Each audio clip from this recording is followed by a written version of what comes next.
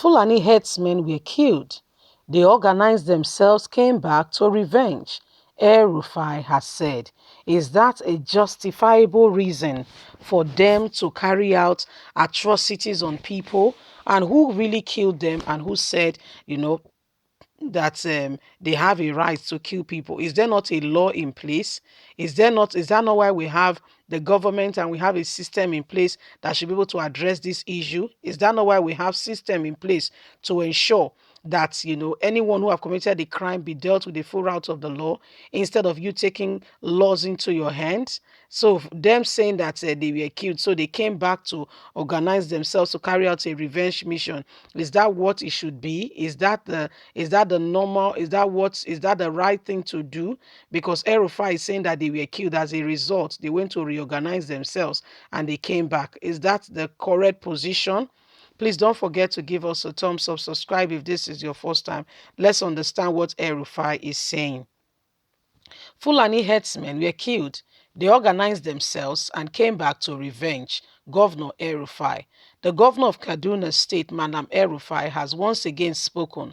The governor, while speaking, started by making it known that the only way to keep schools safe is to kill all the bandits in the forests. That's the only way.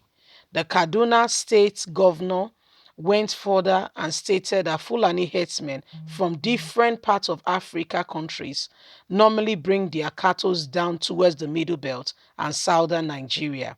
He further stated that Fulanis in 14 African countries, but some of these Fulanis herdsmen, they come to Nigeria with their cattle, and some of them were killed and some lost their cattle. So because of that, they organized themselves and come back for a revenge.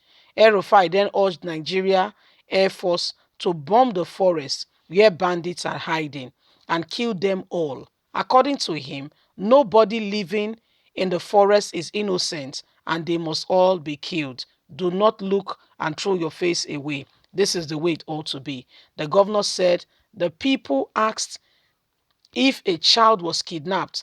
If my child was kidnapped, won't I pay ransom? So the only way to stop bandits is to kill them all. Fulani herdsmen from across Africa bring their cattle down to the middle belt of Nigeria for grass and for the grazing of their animal. Some came from Niger, Cameroon, Mali. Fulanis are in about 14 African countries. So many of them were killed. Some lost their cattle and they organized themselves, come back to Nigeria for revenge.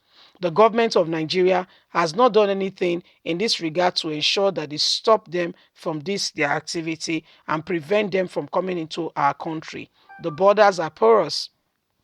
They come in at will and move out at will, and they have found out that Nigeria is a lucrative business venture for them.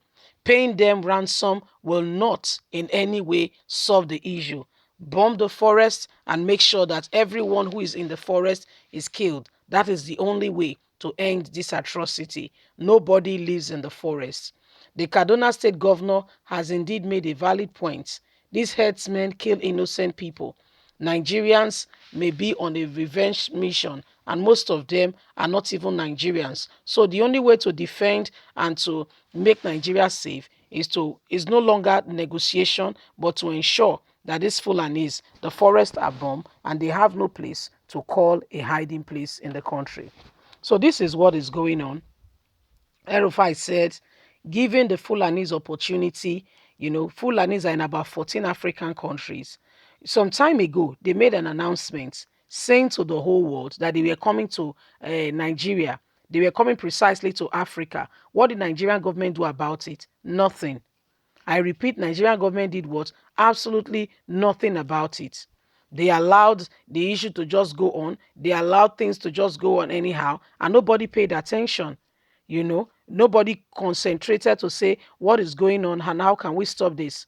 They allowed people to flock into the country anyhow, and today look at the resultant effect. So unless something is done, to stop the influx of Fulani herdsmen, whom Buhari have taken, as his own kinsmen, and will rather support them instead of Nigerians, this is what is happening. This is where we are at the moment. So unless something changes, the situation might not change. And El-Rufai has stated it clearly. Paying them will never solve the problem. Giving them ransom will never solve the problem. So you see, unless the government decides to change the course of what is happening, because Nigerian governments are not interested in Nigerians. As a matter of fact, they are not interested in listening to the people. They only listen to themselves. And the truth of the matter is that they are lying to themselves.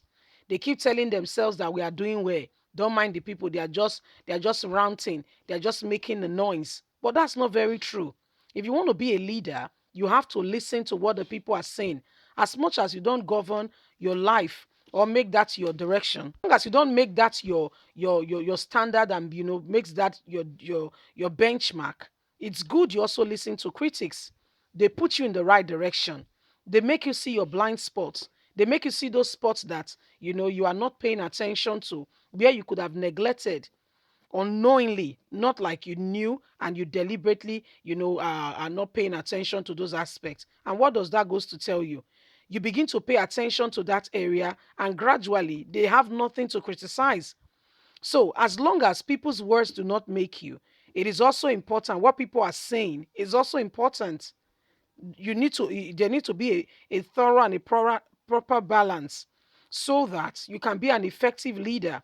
Because if you ignore the sense of reasoning coming from whatever quarter, young or old, you might not have all the basic tool to give an effectual and effective leadership. Because leadership is a two-way stream. It's a, two-way stream. You see, when people are, when somebody is leading, the person is coming from an angle and a perspective. However, the people you are leading, they also have an idea of what they want. And so you have to balance it. As much as you are bringing change and innovation, you don't also bring change that is the people do not see as, it's not relevant to them. In that way, you have not communicated. You have not done anything that could, eventually lead to a dramatic change that could be effective. And at the end of the day, the purpose is achieved. So, there have to be a thorough and a proper balance. However it is, I don't think Nigerian government is ready for that, because they sit down and they tell themselves they have their own yardstick of measuring themselves is themselves.